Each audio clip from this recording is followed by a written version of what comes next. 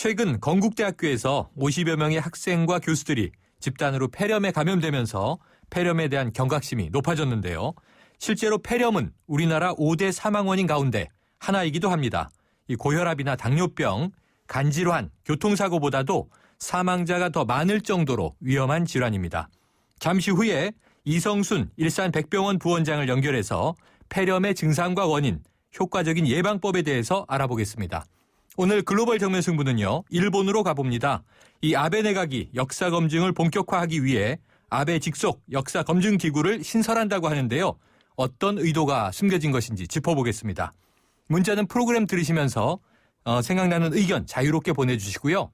문자 서비스 샵 0945입니다. 짧은 문자 50원, 긴 문자 100원의 정보 이용료가 있습니다.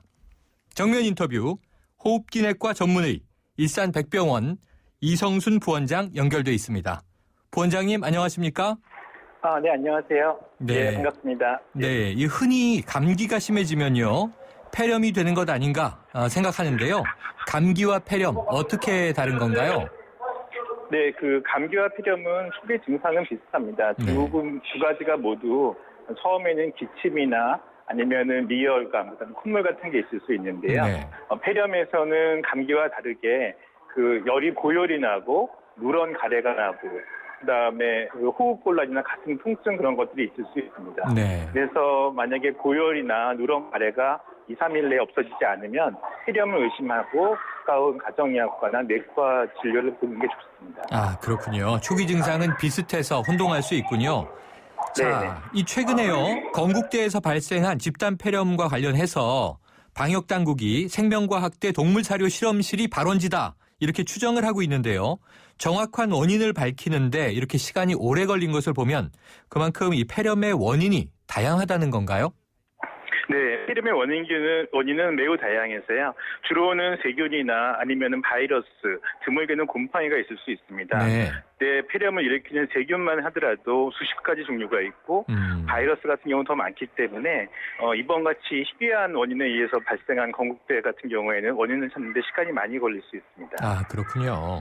자, 이렇게 집단으로 폐렴이 발병하는 것을 우리가 목격하게 되니까 많은 분들이 이 폐렴이 전염이 되느냐 안 되느냐 많이들 궁금해 하시는데 이 폐렴의 전염성 어느 정도인가요?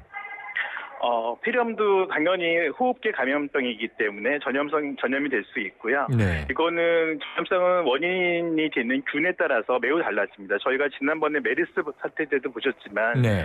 처음에는 한 명이 전염시키는 환자 수가 주변의 인물이 한 명 이하라고 했지만 나중에는 수십 명으로 증가했지 네, 않습니까? 그랬죠. 예, 그래서 그 폐렴도 원인균에 따라 매우 다른데 마이코플라즈마 같은 세 번째로 중요한 흔한 폐렴균인데 그런 경우는 전염성이 한 명당 3명 이상으로 높고요. 네. 그래서 전반적으로 평균적으로 얘기한다 그러면은 폐렴 환자당 한 명 정도의 전염성이 있다고 볼 수 있겠습니다. 네, 자, 높진 않지만 분명히 전염성은 있다 이렇게 말씀 주셨습니다. 이 보통 폐렴을요, 이 노인성 질환으로들 많이 알고 계신데 노인들 외에도 이 폐렴의 고위험군으로 주의해야 할 사람들 어떤 경우가 있나요?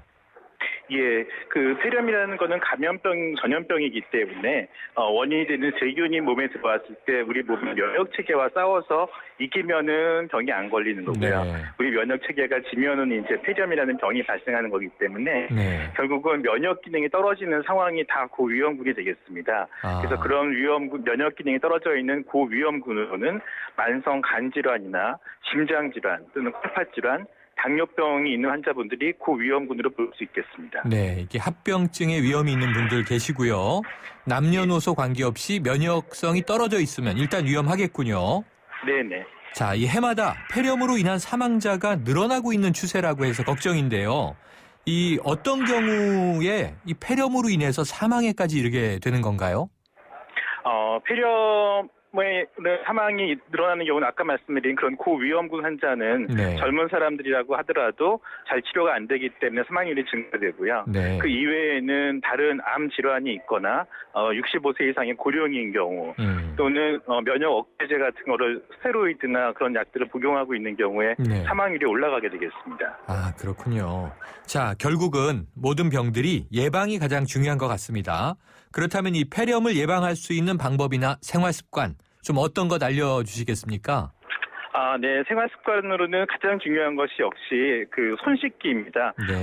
저희가 폐렴 환자가 기침을 했을 때 그 안에 있는 비말이 이런 저희 환경 주변에 묻어져 있기 때문에 네. 그런 거를 손으로 닿아서 다시 자기 몸에 코나 입을 통해서 전염되는 경우들이 많이 있기 때문에요. 네. 예방할 수 있는 방법이라면은 외출하고 돌아왔을 때 손을 잘 씻고 외부에 있을 때는 손으로 얼굴이나 코 등을 만지지 않는 것이 가장 효과적이고 이외에는 역시 면역 기능을 유지하기 위해서 잘 식사하시고 충분한 수면 취하는 그런 방법이 제일 좋겠습니다. 그렇군요. 우선은 생활 습관 자체가 좀 균형 잡혀 있어야 되겠네요. 네네. 영양분을 잘 섭취하고 잘 먹고 네. 잘 자고 충분한 휴식에 그럼 사람이 손을 잘 많은 씻고. 손을 잘 씻고 예. 사람이 많은 곳에 다녀오면 일단 손을 씻어야 네. 되겠군요. 예, 맞습니다. 우리가 메르스 때도 이 비말이라고 하는 게 그렇게 무서운 거구나 하는 걸 많이 느꼈는데요. 네. 자, 부원장님 그러면은요. 혹시 영유아들, 이 아기들 키우는 집도 많이 있으니까 이 영유아에게도 폐렴이 좀 많이 위험합니까? 예. 영유아에게는 특히 이제 바이러스 폐렴이 더 많이 발생하고요. 네네. 마찬가지로 면역 기능이 아직 완성되어 있지 않기 때문에 한번 발생하면은 더 심한 폐렴이 진행할 수 있습니다. 네, 그렇군요. 그러면은 영유아 폐렴 지금 바이러스성이라고 말씀 주셨는데요. 영유아들은 어떻게 좀 예방을 하는 게 좋겠습니까? 네, 영유아는 아까 일반적인 원칙과 마찬가지로 아무래도 그 지역 사회에 폐렴이나 독감 같은 게 유행하고 있을 때는 그런 사람이 많은 영유아가 많은 장소를 가급적이면 회피하고 아이들이 자기도 모르게 손으로 이제 얼굴을 만질 수 있지 않겠습니까? 네네. 네, 그런 것들을 잘 어머니가 관찰하시고 피할 수 있도록 해주시는 게 좋겠습니다. 네, 부원장님 궁금해서 한번 여쭤보는 건데요. 네. 이제 날씨가 점점 추워지잖아요. 네네. 그럼 추위는 폐렴과 큰 상관은 없어요?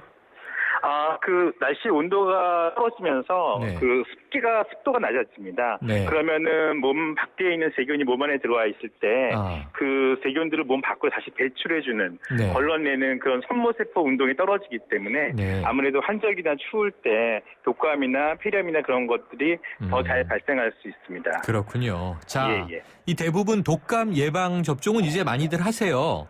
그런데 네네. 이 폐렴 예방 접종 많이들 안 하시는 것 같고 모르시는 분들 많은데 이 65세 이상 노인들은 무료로 접종이 가능하다면서요. 네, 그 65세 이상 폐렴 백신은 두 가지가 나와 있습니다. 우리나라에. 미국의 질병관리본부와 우리나라 질병관리본부 모두 권장하고 있는데요. 네. 두 가지를 모두 맞아야 됩니다. 근데 현재 보건소에서 무료 접종하고 있는 거는 한 가지 종류고요. 네. 두 번째 13가 백신은 보건소에서 무료로 접종은 안 됩니다. 네. 그래서 정리하시면 65세 이상인 경우에는 보건소에 가셔서 무료로 맞는 걸 한 가지 맞으시고요. 네. 두 번째 거는 가까운 의원에 가셔서 하나를 더 맞으시면은 더 효과적일 것 같습니다. 네. 자, 오늘 좋은 말씀 감사합니다. 네네. 예, 감사합니다. 지금까지 일산백병원의 이성순 부원장이었습니다.